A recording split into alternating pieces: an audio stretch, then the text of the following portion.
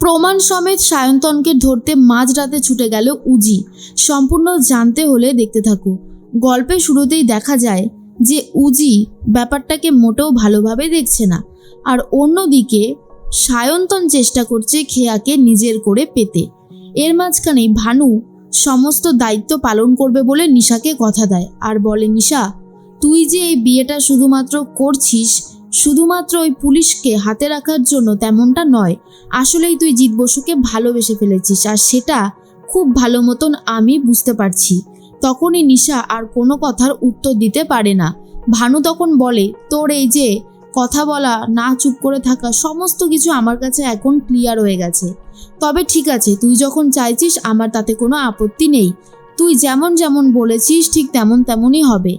যতটা আমি পারবো তোকে সাহায্য করব, আর তোর সাথে যোগাযোগ রাখার চেষ্টা করব না, এইটা আমি তোকে কথা দিলাম।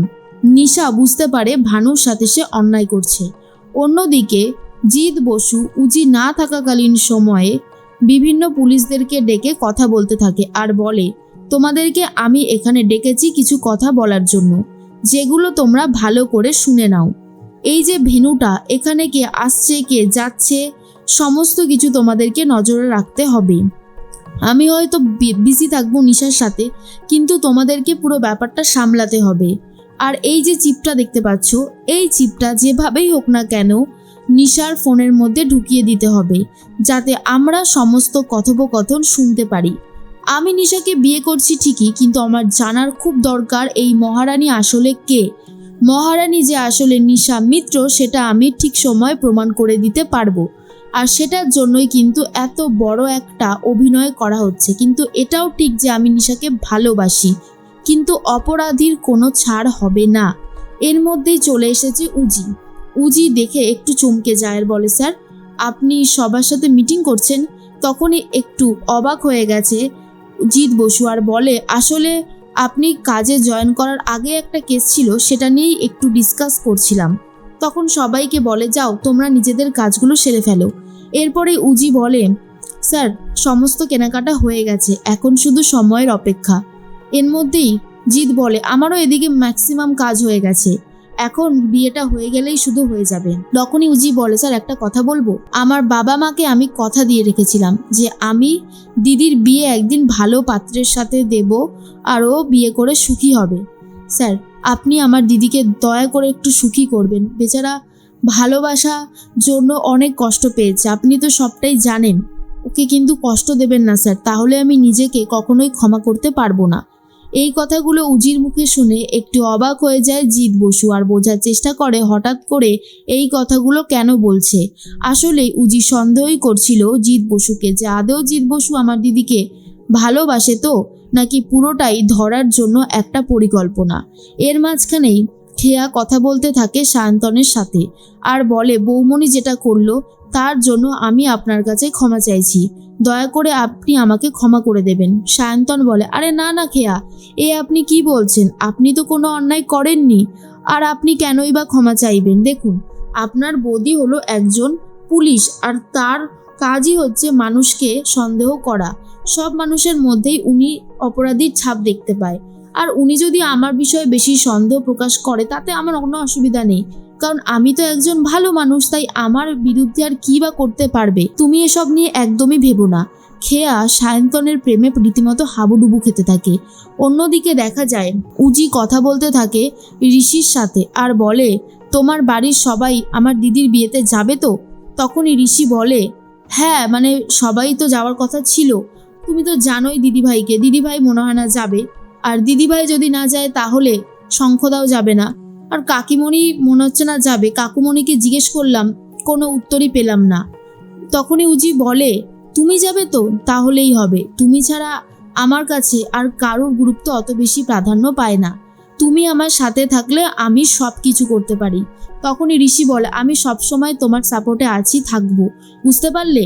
এরপরেই ফোনে কথা বলতে থাকে নিশার সাথে উজি আর বলে, দিদি তোর যা যা দরকার আমাকে বলিস, আমি এনে দেবো। আর বলছিলাম, তুই কি তোর কোনো বন্ধুকে নেমন্তন্ন করবি? নিশা বলে, কি যে বলিস না, আমার আবার বন্ধু কোথায়? আমার তো বন্ধু সেরকম নেই, তুই তো এটা খুব ভালো মতন জানিস উজি।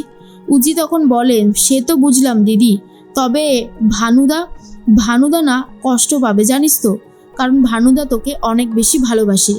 এরপর ভানুকে জিজ্ঞেস করে ভানু কোথায়। তখনই নিশা বলে কি জানি, ও তো বললো আমার বিয়ের দিন থাকবেও না, ওর নাকি কোন কাজ আছে। আসলেই উজি বুঝতে পারে যাকে ভালোবাসে তার বিয়েটা চোখের সামনে দেখা এতটাও সহজ ব্যাপার নয়। এরপর মধ্যেই ফোনটা কেটে দেয় উজি। ফোন আসে উজির কাছে রাতের বেলায়। জানতে পারে সায়ন্তনের বাড়িতে এমন একটা পার্সেল এসেছে যেই পার্সেলটায় ক্ষতিকারক কিছু আছে। উজি তখন রাতের বেলাতেই ফোর্স নিয়ে যাবে বলে ঠিক করে। ঋষি তখন বলে উজি আমিও তোমার সাথে যাই। উজি বলে না না, তোমাকে যেতে হবে না, পুরো ব্যাপারটাই আমি সামলে নিতে পারবো। তখনই ঋষি বলে শোনো, খেয়া কিন্তু এমনিতেই এই ব্যাপারটাকে নিয়ে খুব বেশি রেগে আছে, ব্যাপারটাকে একটু বুঝে শুনে করো, আমার কিন্তু খুব টেনশন হচ্ছে। উজি বলে তুমি একদম ভেবো না, খেয়া আমার বোন, ওর যদি কোনো ক্ষতি হয়ে যায় তাহলে আমি কি নিজেকে ক্ষমা করতে পারবো? ও আমাকে যতই ভুল বুঝুক না কেন, আমি সবসময় ওর ভালো চেয়ে এসেছি আর আজও চাই। এরপরই রাতের বেলায় উজি ফোর্স নিয়ে চলে যায় সায়ন্তনের বাড়িতে আর বলে আমি আপনার বাড়ি সার্চ করতে চাই, এমন কিছু একটা পার্সেল এসেছে যেটা খুব একটা ঠিকঠাক পার্সেল নয়। কিন্তু সায়ন্তন তার আগেই সমস্ত পার্সেল সরিয়ে দিয়েছিল। যেই পার্সেলটা আসে সেটা খুলে দেখার পর উজি বুঝতে পারে কোথাও একটা গন্ডগোল আবারও হয়েছে। তাই ক্ষমা চায় আর বলে আমার এভাবে আসাটা ঠিক হয়নি, দয়া করে ক্ষমা করে দেবেন। তখন সায়ন্তন বলে আপনার মনে হচ্ছে না যে আপনি একটু বেশি বাড়াবাড়ি করছেন? কাজটা কি আপনি ঠিক করছেন ম্যাডাম? এরপর উজি বুঝতে পারে তার ভুল হয়ে গেছে, কিন্তু এটাও জানে যে সায়ন্তন খুব চালাক, তাকে ধরা এতটাও ইজি ব্যাপার নয়। তাই সায়ন্তনের বাবা মার কাছে ক্ষমা চেয়ে ডিস্টার্ব করার জন্য বেরিয়ে যায়। অন্যদিকে খেয়া বাড়ি মাথায় করে চিৎকার করে আর বলে কাজটা কিন্তু ঠিক হচ্ছে না, কাজটা কিন্তু খুব ভুল হচ্ছে, এইভাবে হতে পারে না। রাতের বেলায় সায়ন্তনের বাড়িতে গিয়ে সার্চ করছে তোর বউ দাদাভাই, এটা কি ঠিক হচ্ছে? তখনই ঋষি বুঝতে পারে উজিকে সে বারণ করেছিল, উজি শোনেনি আর এই নিয়েই খেয়া রেগে গেছে। অন্যদিকে ঐশী খুব আনন্দ পায় যে খেয়া তো বৌমনির সাপোর্টে কথা বলতো, সে আপাতত নিজেকে সরিয়ে নিয়েছে উজির দিক থেকে আর সেই জন্য খুশি হয়ে যায় ঐশী। এরপরেই চলে এসেছে উজি আর উজিকে দেখার পরেই তখনই খেয়া বলে বৌমনি তুমি যেই কাজগুলো করছো সেটা একদমই ঠিক হচ্ছে না, তুমি কেন এইভাবে সায়ন্তনের বাড়িতে পুলিশ নিয়ে গিয়েছিলে, তোমার সমস্যাটা কোথায়? তখনই উজি বলে খেয়া তুমি আমাকে আমার ডিউটিটা করতে দাও, বুঝতে পারছো না মানুষকে যতটা ভরসার বিশ্বাস করছো না, মানুষ ততটাও ভরসার বিশ্বাসের যোগ্য নয়। হ্যাঁ আমি কোনো প্রমাণ পাইনি ঠিকই, কিন্তু আমি প্রমাণ করে দিতে পারি ওই ছেলেটার মধ্যে একটা খারাপ কিছু আছে। অন্যদিকে সায়ন্তন ভাবে উজি মিত্র আপনি কিছুই করে উঠতে পারবেন না, আপনি জানেনও না এই সায়ন্তনের হাত কতটা ফাস্ট চলে। কিন্তু উজি শপথ করে যেভাবেই হোক না কেন এই সায়ন্তনকে ধরে সায়ন্তনের আসল পর্দাটা খেয়ার সামনে ফাঁস করে দেবে।